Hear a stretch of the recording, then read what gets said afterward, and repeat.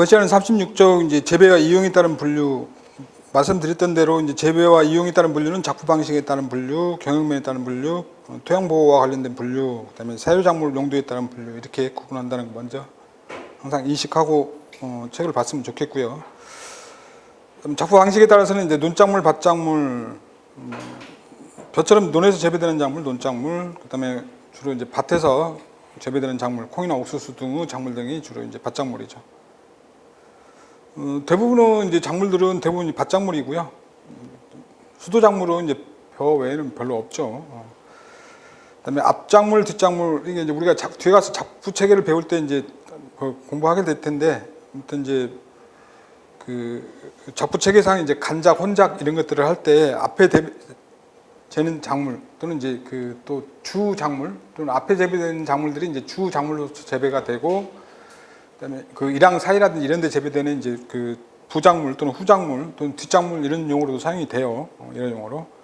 그다음에 앞작물, 전작물, 주작물, 그다음에 뒷작물은 또 후작물, 그다음에 부작물 뭐 이런 식으로도 용어가 사용이 되니까 그렇게 알아주시면 되고, 그래서 아무튼 전후작이나 사이짓기, 즉 간작을 할 때 먼저 심어 수확하는 작물을 앞작물 또는 주작물, 전작물 이렇게 얘기를 하고요.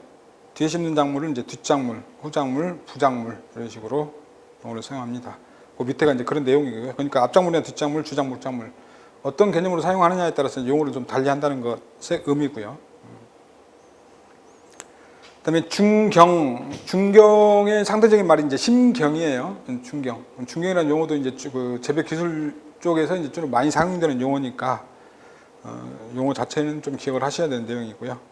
그래서 보통 이제 정확한 의미는 이제 흙을 가볍게 긁어서, 호미 같은 걸 가볍게 긁어서 그 포기 밑에 이렇게 북두어지는 것을 이제 중경이라고 합니다. 생育기간 중에 반드시 중경을 해주는 작물로서 잡초를 억제하는 효과와 토양을 부드럽게 하는 효과가 있는 작물. 그러니까 작물 중에 중경 작물이라고 하면서 중경 효과가 있는 작물을 얘기하는 거죠. 그러니까 어떻게 보면은 약간 이제 밭을 매주는 효과가 있는 작물, 잡초를 억제시키는 작물. 밭을 매는 이유는 이제 잡초를 제거하는 거잖아요. 그런 효과가 있는 작물은 이제 중경 작물이라고 하고, 보통 이제 옥수수나 수수 같은 경우는 이제 시포 작물이라고 해요. 뒤에서 하겠지만.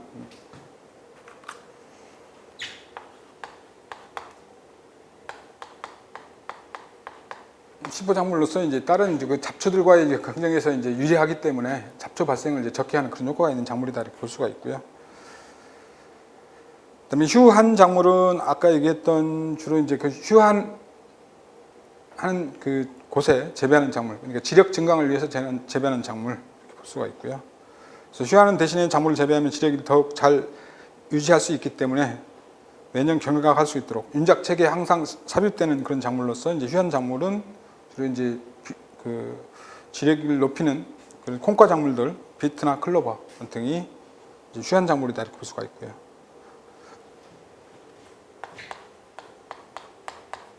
휴한 작물은 나중에 이제 작부 체계상에서는 이제 그 녹비 작물, 대부분 이제 콩과 작물이기 때문에 콩과 작물의 의미다 이렇게 좀 기억을 하시면 좋겠어요.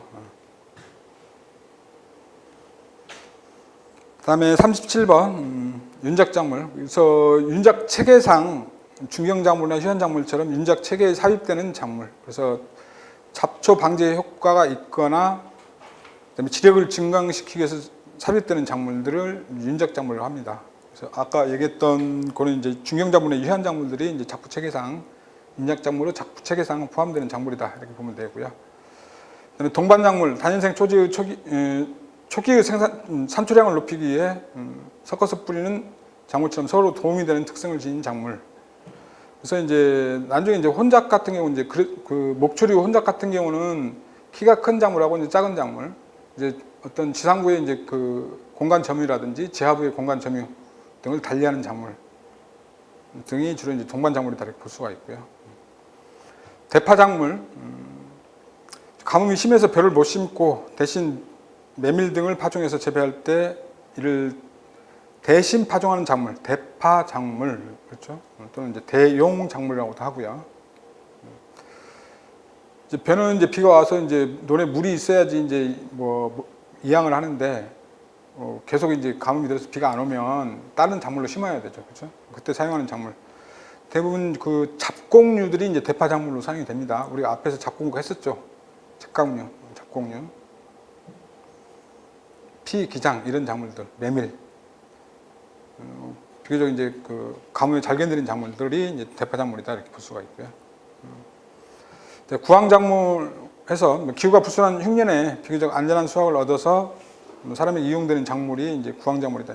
구황, 사람을 구하는 작물이다 이렇게 볼 수가 있죠. 그래서 이제 뭐 서류나 이제 그 피, 기장, 메밀. 지금 피를 뭐 재배해서 거의 뭐 곡식으로 이용하지는 않지만 예전에 이제 아주 흉년이 들었을 때 기하기 때에는 유용하게 이용되는 작물이었다 이렇게 볼 수가 있고요. 그다음에 흡비작물, 미량은 비료 성분까지 흡수해서 차내에 간직해서 그 이용률을 높이고 비료 유실을 적게 하는 효과가 있는 작물. 그래서 이제 어떤 작물이냐 그러면 이제 비료를 잘 흡수해서 체내에 간직하고 있다가 얘를 이제 갈아 엎어서 그 토양에 되돌려주면 그 유해 성분들이 그 다음 작물에게 이용될 수 있도록 하는 작물. 그래서 흡비 작물. 대부분 엘페퍼나 이제 스위트 클로버류가 이제 거기에 해당되고요. 얘들도 이제 콩과 작물들이죠. 콩과 작물들은 이제 뿌리에 이제 그 뿌리옥 박탈에 의해서 공생에 의해서 그 질소를 고정할 수 있기 때문에 이제 그런 작물들이 주로 이제 흡비 작물이고 지력을 높일 수 있는 콩과 작물들이 거기에 해당된다 이렇게 볼 수 있고요. 그다음에 경영에 따라서는 이제 작업, 농가에서 자체적으로 소비하기 위해서 재배하는 작물이 작업 작물이고요. 그다음에 판매하기 위해서 재배하는 작물. 그러니까 작물을 돈으로 바꿀 때 이제 환금 작물이라고 하죠. 돈으로 바꾸는 것은 환전이라고 하는 거고요. 환금. 재배된 작물을 돈으로 바꾸기 위해서 재배하는 작물. 경제 작물. 황금 작물 중에서 특히 수익성이 높은 작물을 이제 경제 작물 이렇게 얘기를 하고요. 토양 보호와 관련된 분류, 그래서 이제 피복 작물 그랬는데, 피복 작물이라는 것은 이제 잡초의 발생을 줄이기 위해서 토양 전면을 접는 작물, 이제 선점 효과라고 합니다. 일단은 그 작물이 재배되는 장소에 이제 요게 비어 있으면 재배되는데, 요 이제 넓게 재배를 해서 요 부분에 비어 있는 장소에 이제 피복을 하게 되면 다른 잡초가 들어와서 기존에 있는 어떤 식물보다는 경쟁력이 떨어지기 때문에, 경합이 떨어지기 때문에 잡초 발생이 적어지죠. 그래서 아무튼 말의 뜻은 이제 지표를 피복하는 작물이에요. 이유는 잡초 발생을 적게 하기 위해서 한다 이렇게 보면 되겠고요. 또는 이제 초항 침식을 억제하는 효과도 있죠. 방지하는 효과도 있고. 그래서 주로 이제 그레스류, 잔디류 등이 이제 피복 작물이다 이렇게 볼 수가 있고요.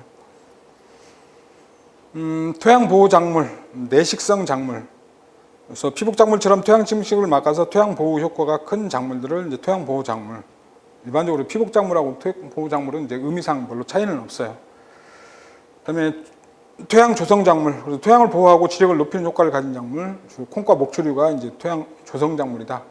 토양의 지력을 높이는 작물, 그런 의미로 받아주시면 되겠고요. 그다음에 수식성 작물, 토양을 이제 위에는 이제 토양을 보호하는 작물들이지만 수식성 작물은 이제 그 토양을 침식시키는 그런 작물들이 이제 수식성 작물이죠. 그래서 키가 크고 드문드문 자라는 작물들이 이제 수식성 작물이라고 볼 수가 있고요. 옥수수 같은 경우는 이제 중경 작물이기도 하지만 이제 키가 크죠. 일반적으로 키가 크고 또 이제 그 드문드문 자라기 때문에 오히려 이제 토양을 해치는 침식을 조장하는 그런 작물이기도 하다. 담배, 목화, 과수, 채소 등 중에도 수익성 작물들이 이게 지력을 수탈하는 작물 이렇게 보면 되겠고요. 아무튼 뭐 대부분 작물들은 지력을 수탈하는 작물에 속하죠. 토양에 있는 이제 여러 가지 양분들을 이제 흡수를 해서 나중에 이제 재배할 때는 지력을 높여서 다시 재배를 해야 되니까 작물들이 이제 수익성 작물에 속한다 이렇게 볼 수가 있고요. 그다음에 사료 작물 용도에 따른 분류는 청해 작물, 건초 작물, 살리 작물, 방목 작물 이렇게 나눌 수가 있는데, 청해 작물은 이제 풋배기 작물, 그래서 좀 어렸을 때, 좀 연할 때, 팔할 때 이제 풋배기 해서 이용하는 작물, 사료 작물 중에 일반적으로 이제 후반기 때 이제 수확을 하게 되면 이제 조직이 좀 질겨지죠. 그래서 아무래도 이제 그 가축들이 먹는데도 불편하니까 풋박이 상태로 재배해서 이용되는 작물. 그다음에 이제 건축 작물은 이제 예치 후 건조해서 이용되는 작물, 건축 작물이고요. 사일리지 작물은 이제 발효를 시키는 거예요. 발효를 시켜서 사료로 이용되는 작물. 방목 작물은 가축이 이제 뜯어 먹을 수 있도록 방목하는데 적합한 작물 이렇게 되는 거고요. 중간에 있는 문제들은 기출된 문제들이니까 어떤 문제 풀이도 중요하죠.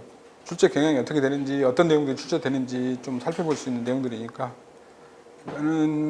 이게 기초 과정에서는 문제는 풀지 않을 거고요. 이제 기본 과정에서 이제 중간중간 내용 설명하면서 중요한 내용들은, 문제들은 한 번씩 보고 넘어갈 겁니다.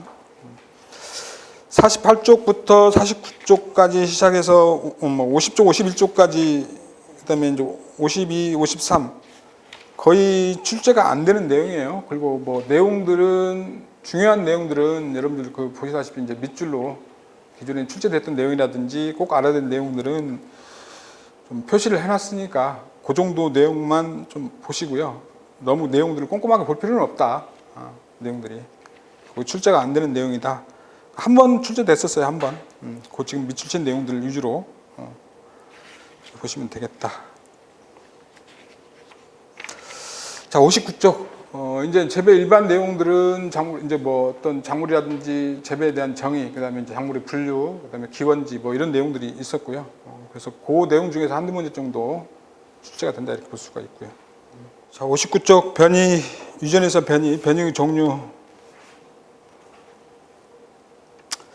일단 변이라는 것은 개체들 사이에 이제 형질의 특성이 다른 것 그랬어요.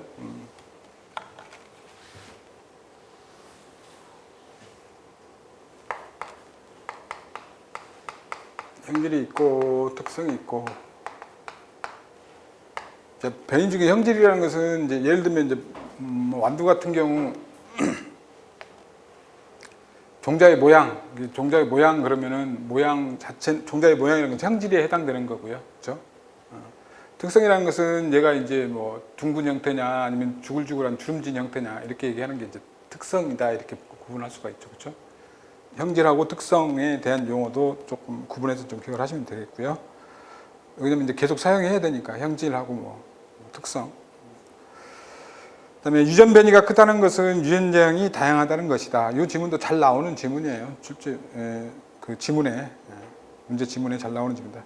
아무튼 그 유전자가 다양하다는 것은 유전 변이가 또 크다는 거다고 얘기할 수가 있고요.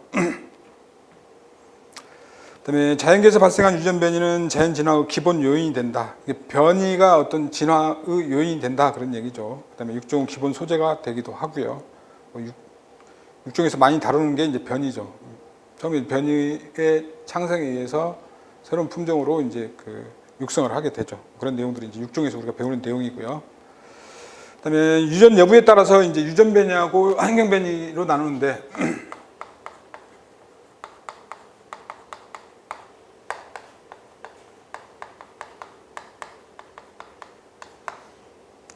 유전 변이는 유전적 원인에 의해서 발생되는 변이가 이제 유전 변이다. 그러니까 다음 때 이어지는 거죠. 그다음에 환경 변이는 유전이 안 되는 변이를 이제 그 환경 변이라고 하고요. 그래서 이게 이제 유전 변이인지 환경 변이인지는 확인하려면 이제 후대 검증을 해야 되죠. 이제 후대에도 똑같은 특성이 나오면 이제 그 유전 변이인 거고, 그렇지 않고 만약에 이제 종실이 컸던 게 이제 작아진다든지 그러면은 이제 환경 변이 가능성이 훨씬 많은 거죠. 그래서 유전 변이, 환경 변이로 이제 구분하는데, 아무튼 유전적 원인이면 유전 변이, 환경 변이는 생육 환경의 요인에 의해서. 그러니까는 뭐 아무튼 그해 생육 환경이 좋아서 그 전에 재배됐던 그런 이제 어떤 특성에 비해서 이제 좋은 특성을 보이는 것은 이제 환경 변이 가능성이 훨씬 더 많죠. 유인되지 않는다, 뭐 그런 내용들이고요. 그래서 유전 변이의 내용들에는 이제 유전자 돌연 변이, 연석체 돌연 변이, 교배 변이, 인공 돌연 변이 이런 것들은 이제 유전 변이에 속한다는 것 정도는 구분하시고요. 그다음에 환경 변이에는 장소 변이, 소재 변이, 어떤 장소의 특성에 따라서 나타나는 변이를 이제 그 장소 변이라고 하고요. 다른 말로는 소재 변이라는 용어를 사용하게 되고요. 그다음에 유도 변이, 그다음에 비유전적 변이 또는 일시적 변이, 그다음에 방황 변이 이런 것들은 이제 환경 변이에 속한다. 그다음에 형질의 특성에 따라서는 형태적 변이, 생리적 변이, 생태적 변이 이렇게 나누는데, 형태적 변이라는 것은 이제 뭐 어떤 키가 크고 작은 것, 그다음에 모양이 뭐 아까 얘기한 대로 둥근 것, 주름진 것, 줄기가 그 튼튼한 것, 그렇지 않은 것, 그다음에 길이가 긴 것, 초형이라고 얘기도 하는데 뒤에서, 그다음에 길이가 짧은 것 등으로 이제 구분할 수가 있죠. 형태적으로는 우리가 이제 겉 모습으로 봤을 때의 변이로는 이제 형태적으로 이렇게 구분할 수 있다 이렇게 보고요. 이렇게 구분하는 게 이제 형태적 변이다. 그다음에 생리적으로는 우리가 이제 앞에서 얘기했던 뭐 내병성, 내냉성, 내한성 등으로 완전 생리적 차이에 의해서 나타나는 변이가 이제 생리적 변이 이렇게 얘기할 수가 있고요. 그다음에 생태적, 그러니까 이제 생리하고 생태하고의 용어는 우리가 좀 구분을 하셔야 되는데, 생태 그러면은 어떤 생물체가 주변 환경과의 관계에서 나타나는 현상을 생태라고 해요. 생태.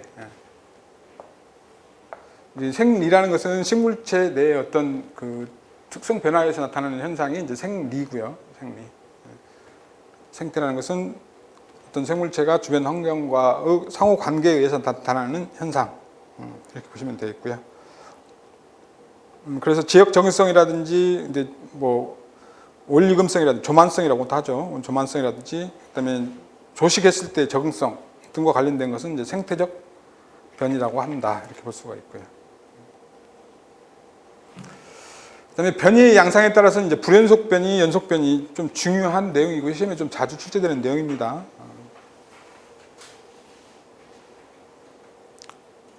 변이가 나타나는 양상에 따라서 불연속 변이, 연속 변이.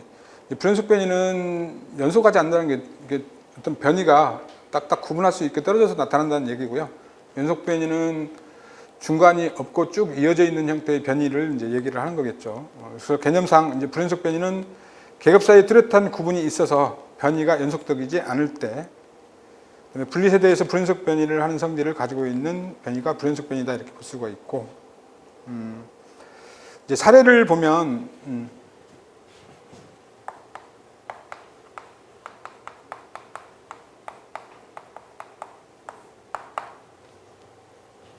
뭐 색깔 종류 같은 거 있죠. 그러니까는 꽃 색깔, 종자의 모양, 종피 색깔,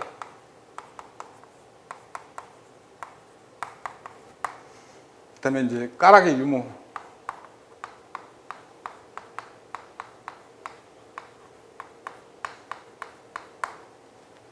이거 이제 불연속 변이라고 할 수가 있죠. 좀 이제 연속 변이.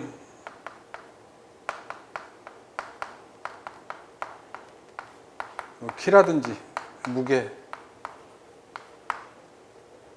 이런 것들이 이제 연속 변이에 해당되죠.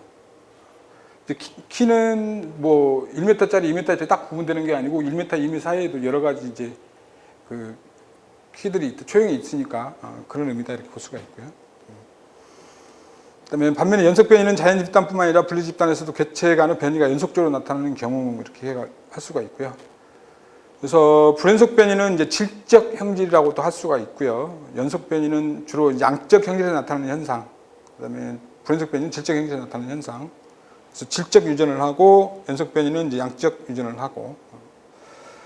그래서 불연속 변이는 주로 이제 작용가가 큰 소수 주동 유전자가 관여를 한다. 주동 유전자.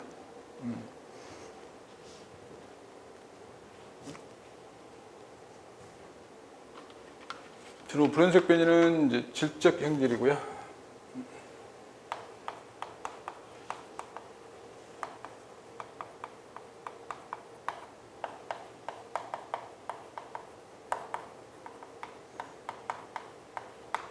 주로 이제 주동 유전자가 관여를 한다고 그랬어요. 소수 주동 유전자.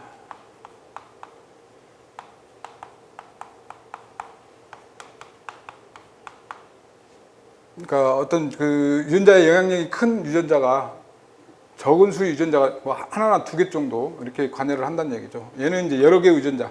그러니까 만약에 예를 들면 이제 키가 크다 그러면은 물론 환경적 요인도 많이 작용하지만 여러 개의 유전자가 관여를 한다는 얘기죠. 그러니까는 어떤 그 식물체의 초형이 막 크다 그러면은 어떤 한두 개의 유전자가 하는 게 아니고 여러 유전자가 관여를 해서 보통은 이제 폴리진이라고 하죠.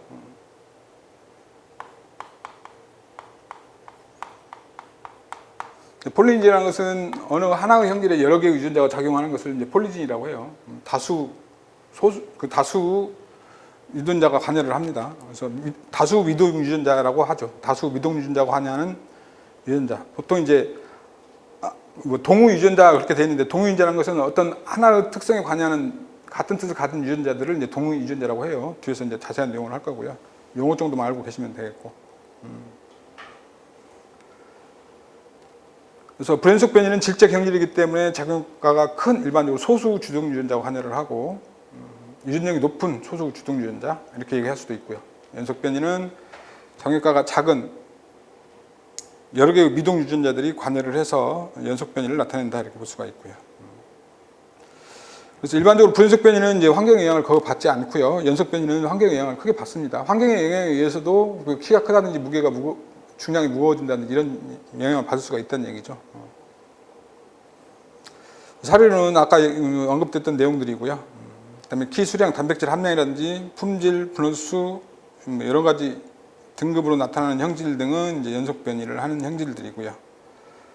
그다음에 그 밑에 내용들도 이제 뭐 좀 중요한데, 일반적으로 이제 브랜속 변이는 그러니까는 뭐 꽃 색깔이 만약에 이제 빨간색하고 흰색으로 나타났다 그러면 걔네들은 이제 개체 수를 센다든지 비율로 표시를 하면 되잖아요. 근데 이제 연속 변은 그렇게 나타내기 힘들죠. 숫자로 세기가 힘들어요. 그래서 이제 보통 이제 통계 유전학적 방법, 이제 평균이나 분산 등과 같은 이제 통계 유전학적 방법으로 분석을 한다. 그 내용도 시험에 자주 나왔던 내용이니까 기억을 해주시고요. 그 밑에 있는 내용이 이제 폴리진하고 다면 발현인데 뒤에서 뭘 하겠지만, 이제 폴리진이라는 것은 어느 하나의 형질에 여러 개의 유전자가 관여를 하는 거예요. 그다음에 다면 발현은 그 반대입니다.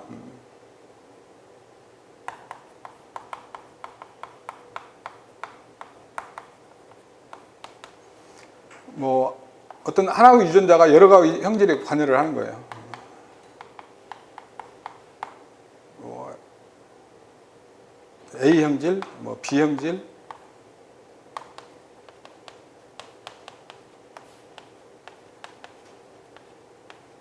다시 가면 폴리진은 하나의 형질에 여러 개의 유전자가 관여하는 것, 다면 발현은 하나의 유전자가 여러 개의 형질에 관여하는 것, 여러 가지 형질에 관여하는 것을 이제 다면 발현이라고 해요. 유전 분석 방법은 질적 형질, 양적 형질 앞에 얘기했던 내용이에요.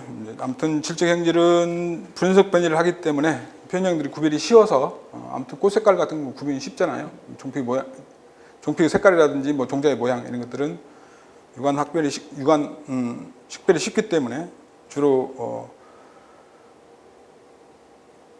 아무튼 숫자라든지 비율로 이제 그 분석을 할 수가 있고, 그다음에 쉽게 선발을 하는데도 쉽게 선발을 할 수 있다. 질적 형질은. 반면에 양적 형질은 표현형 구별이 어렵기 때문에 여러 가지 통계 분석학적 방법들이 이용이 된다. 이렇게 얘기할 수가 있고요. 그다음에 변이의 작성. 변이의 작성의 이제 필요성은 어떤 육종에서 형질을 개량하기 위해 자연 변이를 이용하거나 인위적으로 변이를 작성해서 그 중에 이제 원하는 유전자만을 선발을 해서 품종 육성에 이용하기 위해서 변이를 작성한다 이렇게 볼 수가 있고요. 일단은 뭐 유전 변이를 작성하는 방법에는 이제 인공 교배가 많이 이용이 되죠. 왜냐면 이제 기존에 이제 있던 그런 이제 그 변이들 중에는 대부분이 다 이제 육종이 다 이용이 돼서 없기 때문에 새로운 이제 변이를 만들기 위해서는 이제 인공 교배가 가장 많이 이용되는 방법이죠. 그래서 아무튼 특성이 다른 두 이제 모계친, 자방친과 이제 그 화분친을 교잡을 해서 거기서 나오는 이제 그 감수 분열 때 새로운 이제 유전자 제조에 의해서 이제 변이들이 발생이 되기 때문에 그 변이들 중에서 이제 목적하는 특성을 가지고 있는 것들을 이제 육종에 이용하는 게 이제 인공 교배의 목적이다 이렇게 볼 수가 있고요. 그래서 인공교배를 하게 되면 양치는 유전적 차이가 인공교배를 해서 양치는 이제 유전적 차이가 클수록 유전적 변이가 아까 얘기했던 이제 내용들하고 똑같죠. 다양성이 커진다. 새로운 변이가 나타날 가능성이 훨씬 더 커진다 이렇게 볼 수가 있고요. 분권 유전의 이제 완두콩 유전은 사례니까 그냥 보시고요. 그 위의 내용입니다. 아무튼 자방친하고 화분친하고 이제 교배를 해서 새로운 변이를 만드는 과정이 뭐 그렇다 그런 얘기고요. 그다음에 돌연변이 이제 자연 돌연변이 유발은 자연적으로 발생되는 것은 10의 마이너스 뭐 6승에서 5승 이렇게도 얘기하고 또 7승, 6승 그건 수치는 크게 의미는 없으니까 아무튼 발생 빈도가 굉장히 작다 이런 의미로 받아들이시면 되죠. 그래서 인위적으로 변이를 많이 만들어내는데 주로 방사선이나 화학물질 처리 등이 많이 이용이 된다. 그래서 뭐 특히 이제 투과력이 좋은 이제 감마선이라든지 이제 그 화학물질 중에는 이제 코리친 처리 같은 것 등이 많이 이용이 되죠. 아스나프텐 이런 화학물질 등이 많이 이용이 된다 이렇게 볼 수가 있고요. 그다음에 인위 돌연변이는 인공교배처럼 여러 대립 유전자들이 재조합되는 것이 아니기 때문에 특정한 형질만 개량되는 특성이 있다. 그 차이점도 좀 기억을 하시고요. 그러니까 자연적으로 발생되는 돌연변이하고 또는 인위 돌연변이하고 그다음에 인공교배하고 인공교배 때는 새로운 유전자의 재조합에 의해서 여러 가지 이제 그 변이가 나타날 수 있는데 인위 돌연변이에서는 특정 형질만 개량되는 특성이 있다. 그 밑에 지문을 좀 밑줄 쳐서 좀 기억을 하시면 좋겠고.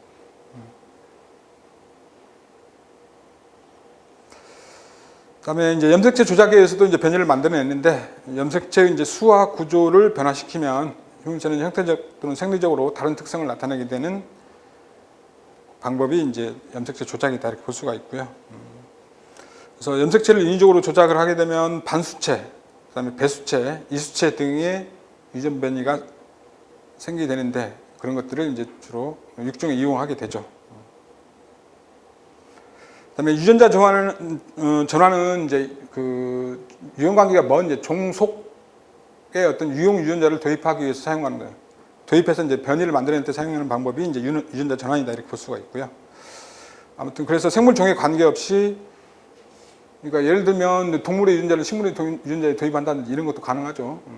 그래서 생물 종에 관계없이 원하는 유전자만을 도입해서 유전 변이를 만드는 방법이 이제 유전 변이다 이렇게 볼 수가 있죠. 그래서 변이를 만드는 폭이 굉장히 커졌다 이렇게 볼 수가 있고요. 그다음에 62쪽에 세포 융합, 세포끼리 이제 그 융합시키는 거죠. 세포 융합이라고 하고요. 그래서 인공교배가 안 되는 원형 종속 간의 유전자를 서로 세포 융합을 해서 새로운 변이를 만들 때 이용되는 방법이 이제 세포 융합이다 이렇게 볼 수가 있고요. 유전자 전환 방법에 아무튼 세포 융합, 유전자 전환 내용은 얘기했고요. 따라서 이제 인공교배라든지 염색체 조작, 인위 돌연변이는 주로 같은 종 내에서 유전 변이를 작성하는 방법. 그것도 좀 구분해서 기억을 하셔야 돼요. 시험에 나왔던 내용이고요. 같은 종 내에서 유전자 변이를 작성하는 방법에는 인공교배, 염색체 조작, 인위 돌연변이 등의 방법이 있고, 그다음에 세포 융합이라든지 유전자 전환 기법은 종에 상관없이 우량 유전자, 목표로 하는 유전자를 도입을 해서 변이를 만드는 게 가능하다.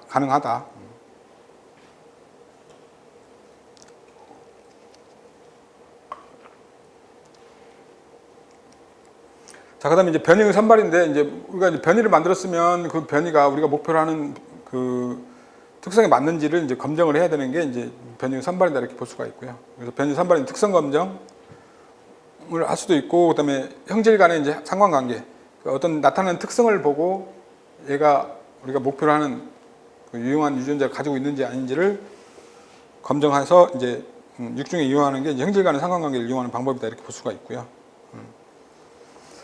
자, 특성 검증 먼저. 생리 특성은 보통 환경에서는 개체나 집단 간의 차이를 식별할 수 없고 특정 집단에서만 나타나게 되는데, 그 특성을 검증하려면 이제 그 적합한 환경, 그 특성이 나타나도록 적합한 환경을 만들어서 그 검증하는 방법이 이용이 된다. 그래서 반드시 이제 뭐 선발을 할 때, 변이를 선발할 때는 특성 검증을 해야 되고요. 그다음에 두 번째 내용은 이제 식별이 간단하고 표현형으로 유전자형을 판정하기 쉬운 형질은 선발 기술이 특별하게 없어도 이제 선발하기 쉽지만 그 앞에서 얘기했던 이제 생리적 특성이 있죠. 생리적 특성인 내병성이나 내등성처럼 특정 환경에서만 발현하는 형질들은 그 환경에 적합한 환경을 주고 이제 검정할 필요가 있죠. 근데 빨리 이제 검정을 해야 되니까 빨리 나타나도록. 왜냐하면 내병성 같은 경우는 아예 병원균을 이제 그 접종을 시킨다든지 해서 그 특성을 검정하는 방법이 주로 이제 생리적 특성 검정이다 이렇게 볼 수가 있고요. 그 밑에 이제 사례를 딸기 흰가루병 같은 경우는 직접 시험관에서 이제 그 배양을 한 다음에 접종해서 그 특성을 검정하는 경우도 있다 이렇게 볼 수가 있고요. 아무튼 이러한 것들은 직접 이제 그 특성 검정을 하기 위해서 여러 가지 이제 시간이나 노력, 경비 등이 많이 소요되는 그런 특성이 있고요. 자, 형질의 상관관계를 이용하는 것은 그 사례를 보면 금방 그 뜻을 이해할 수가 있습니다. 밀 같은 경우는 어린 식물 같은 경우 색깔이 진한 경우는 내한성이 좀 강한 특성을 가지고 있는 그런 특성이 있기 때문에 내한성이 강한 품종을 그 변이를 선발을 할 때 유용하게 이용할 수가 있죠. 그다음에 뭐 콩 단백질 같은 경우는 아무래도 이제 비중이 이제 클수록 그 단백질 함량이 높은 그런 상관관계가 있기 때문에 일단은 비중선을 하게 되면 금방 그 특성을 검증할 수 있죠. 이것들은 이제 형질 상관관계를 이용하는 방법이다 이렇게 볼 수가 있고요. 그다음에 63쪽 이제 변이를 만들었는데 이게 이제 아까 얘기한 대로 유전 변이인지 환경 변이인지를 확인하기 위해서는 이제 후드 검증이 필요한 거예요. 그렇죠? 그래서 유전 변이가 아닌 거는 환경 변이를 그 품종으로 육성할 수는 없으니까. 그래서 선발한 변이적 유전장을 알고자 할 때 또는 이게 유전 변이인지 환경 변이인지를 검증하고자 할 때 후드 검증이 이용이 된다. 그래서 그 디귿번 지문 아래에 이제 사례처럼 이렇게 그 검증을 해보면, 그러니까 주로 이제 얘가 이제 동형접합체 이제 유전자형을 알고자 할 때 동형접합체인지 이형접합체인지를 판단하고자 할 때도 후대 검증이 이용이 되는데, 일단 둥근 콩 에다가 이제 주림진 콩 순종을 이제 교잡을 하게 되면 주로 이제 그 열성 동형 접합제를 이용해야 돼요. 주림진 콩은. 자, 유전장을 하고자 할 때 후대 검증은 열성 동형 접합제를 사용한다.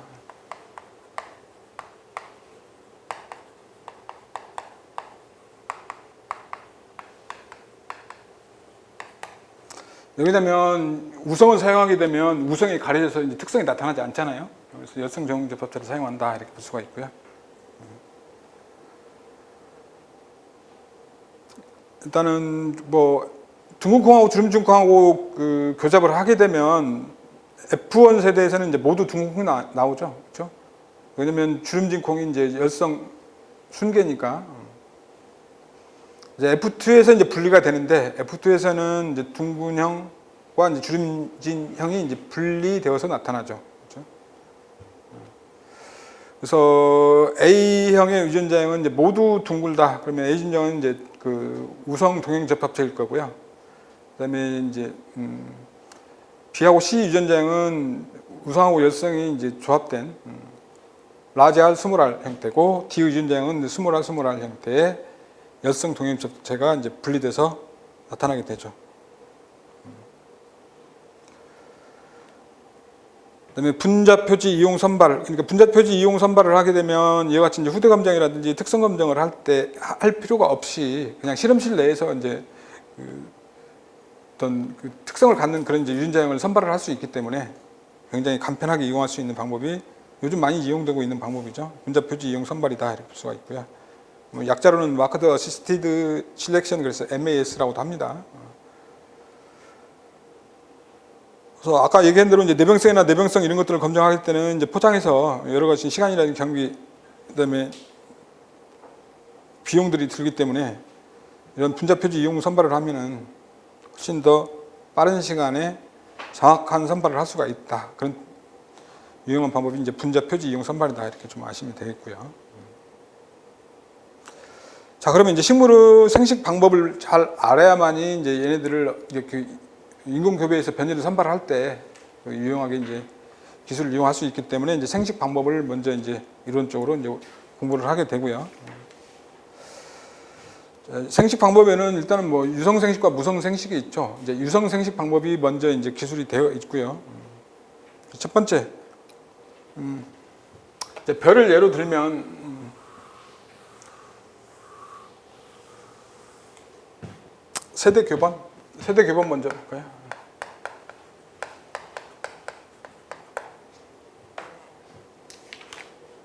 그 뒤에 있는 것처럼 일단은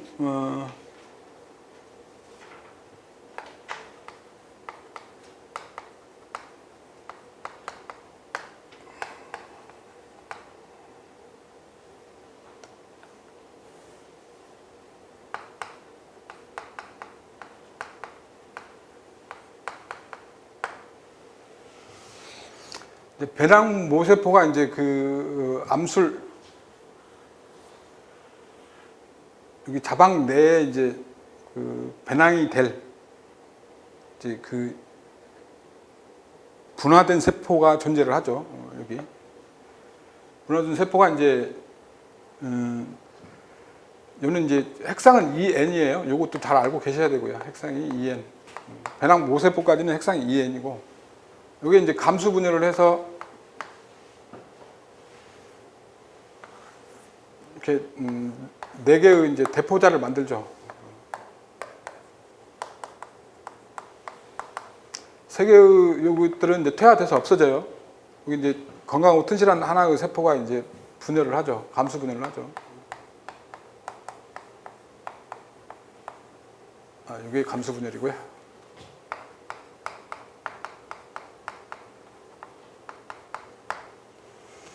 이게 이제 핵분열을 3번 합니다. 하나, 둘, 셋. 그러니까 하나가 이제 3번의 핵분열을 하면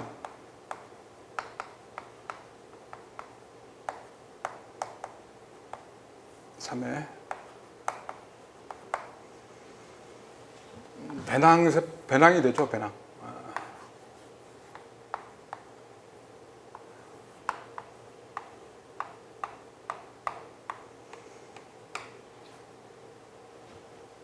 여기 이제 반죽 세포고요.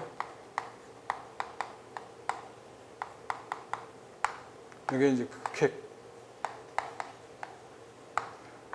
난핵. 여기 두 개가 이제 조세포. 여기서 한 번 핵분열을 하면 2개, 한 번 더 하면 4개, 그다음에 한 번 더 하면 8개 되는 거죠. 그러니까 이제 핵은 8핵, 세포는 7개예요.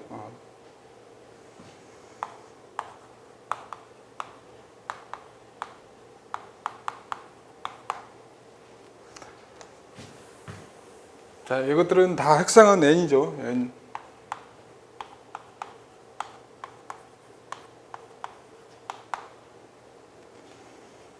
그다음에 이제 화분 모세포는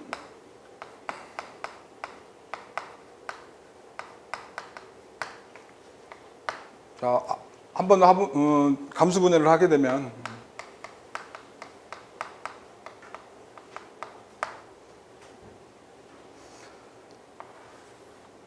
자, 화분 4분자가 되는데 이 세포백은 수분 증발이나 이런 것들을 억제하기 위해서 두껍게 발달되어 있고요.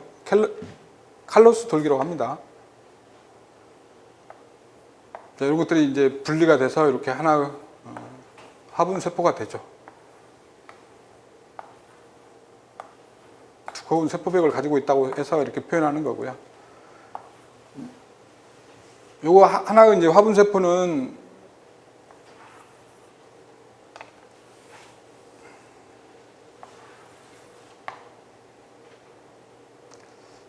핵분열을 해서 하나의 영양학 두 개의 하나의 영양학하고 하나의 생식핵으로 이제 분리가 되죠. 이게 이제 영양핵. 나중에 이제 화분관 핵이 될 거고요.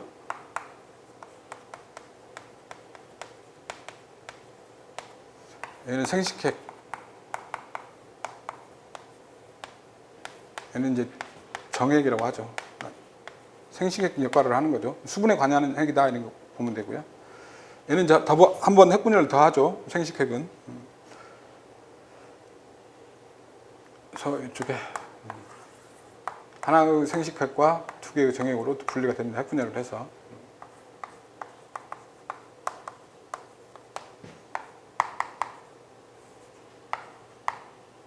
화분 간에.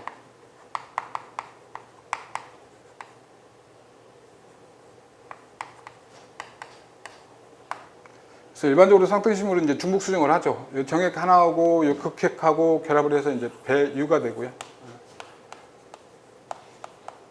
얘도 핵상이 N이니까 배유는 요 극핵 두 개하고 이게 두 개죠. 2N하고 N하고 결합했으니까 배유의 핵상은 3N이고요. 여기 난핵하고 정액하고의 그 수정에 의해서 이제 배가 되죠. 배.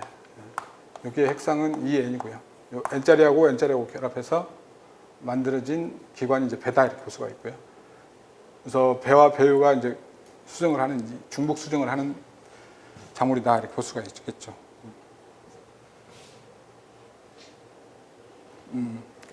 자, 그래서 이제 이러한 과정으로 이제 수정을 하게 되고요.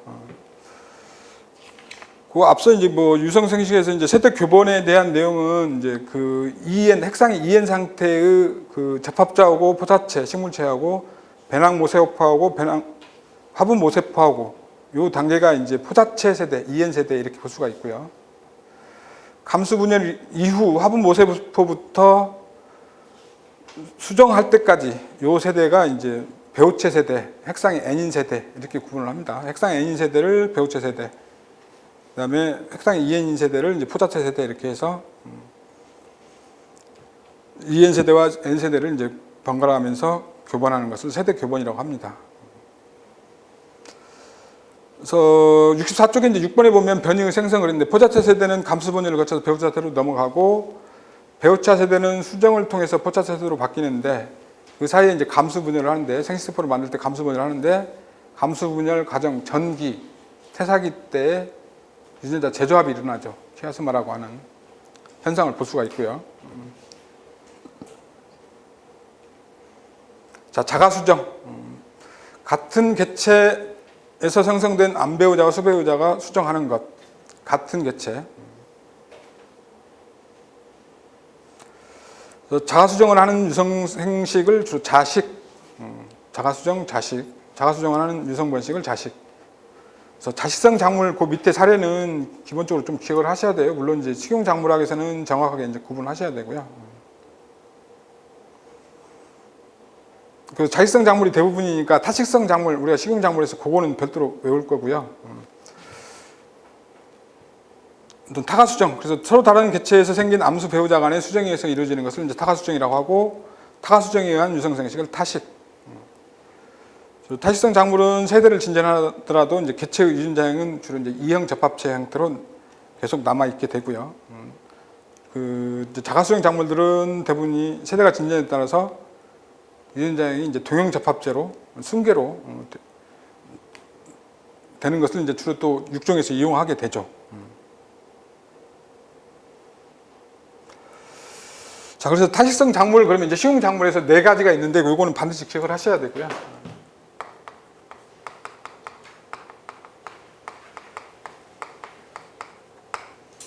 대표적으로 이제 옥수수,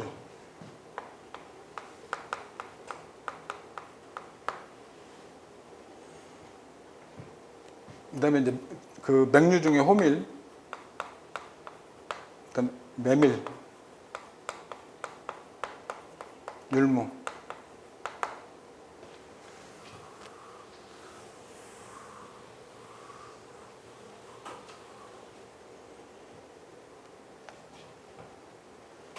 그다음에 거기 보면 이제 그 자웅 2주가 있습니다. 대표적으로 이제 시금치, 호프, 아스파라거스.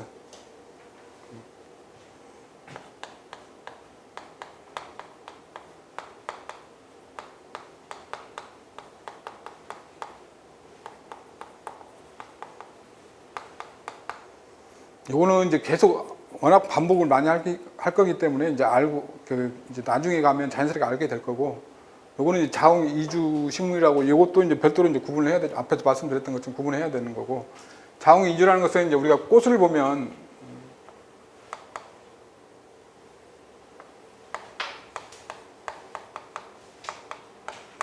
일단은 양성화하고 단성화를 이렇게 나누죠.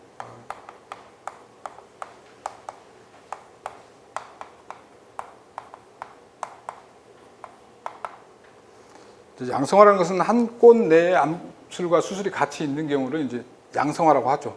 그렇죠? 그래서 양성화라고 해서 무조건 다 얘가 자가 수정을 하는 건 아니에요. 그건 나중에 얘기할 거고. 단성화라는 것은 이제 한 꽃 내에 암꽃과 수꽃이 따로따로 있는 경우도 있고, 암꽃을 가진 개체하고 수꽃을 가진 개체가 따로따로 있는 경우도 있고, 그러니까 한 꽃 내에 암꽃과 수꽃이 같이 가지고 있는 개체를 이제 자웅 동주라고 하죠. 다른 말은 자웅 이화라는 용어를 사용하기도 하고요. 같은 말이라는 거 알고 계셔야 돼요. 또 같이 불러서 자웅 동주 이화 이렇게도 불러요. 이제 옥수수 같은 경우는 자웅 동주 이화 이런 형태로 부릅니다. 그다음에 이제 자웅 이주가 있죠. 얘는 이제 암꽃을 가지고 있는 개체하고 수꽃을 가지고 있는 개체하고 따로따로 되어 있는 거예요. 대표적으로 저기 시금치나 호프, 아스파라거스는 암꽃 개체하고 수꽃 개체가 따로따로 있다는 얘기예요. 여기 자웅 이주행되는 게 요거다 이렇게 보면 되고요. 그 다음에 여기 딸기 양파.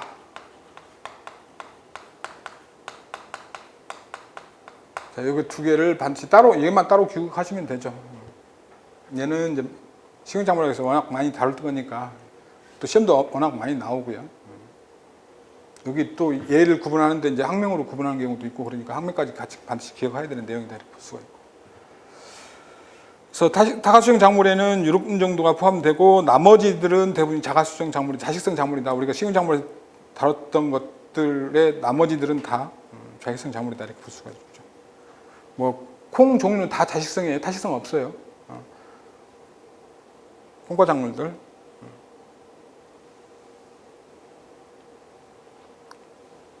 자, 여기까지 하고 아포목식스는 좀 쉬었다가 이어서 가겠습니다.